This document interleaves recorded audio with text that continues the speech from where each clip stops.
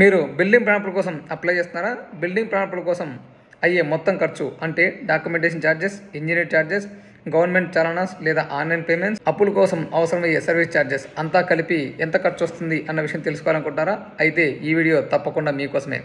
నమస్తే, నా పేరు శివరామరెడ్డి, చీఫ్ కన్సల్టెంట్ ఆఫ్ గ్యామరల్ ఇంజనీర్స్, ప్రొద్దుటూరు.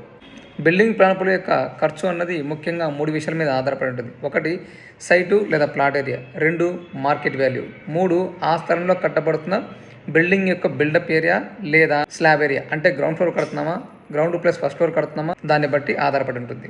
ఉదాహరణకి 5 సెంట్లు లేదా దాదాపుగా 250 స్క్వేర్ యార్డ్ల స్థలం గ్రామ పంచాయతీలో ఉన్న ఆ స్థలం యొక్క మార్కెట్ వాల్యూ 3,000 రూపాయల స్క్వేర్ యార్డ్ అయితే ఆ స్థలం పైన గ్రౌండ్ ఫ్లోర్ బిల్డింగ్ కట్టాలి అని అనుకుంటే అప్పుల యొక్క ఛార్జెస్ ఎంత వస్తుంది అన్న విషయం గురించి చూద్దాం. డాక్యుమెంటేషన్ ఛార్జెస్ అంటే EC, market value, road widening సంబంధించిన నోటరీ అంతా కలిపి 1,500 రూపాయలు. అలాగే ఇంజనీర్ ఛార్జెస్ అంటే ప్లాన్ ప్రిపేర్ చేసిన ప్లాన్ అప్పుల కోసం ప్రాసెస్ చేసినందుకు దాదాపుగా 15,000.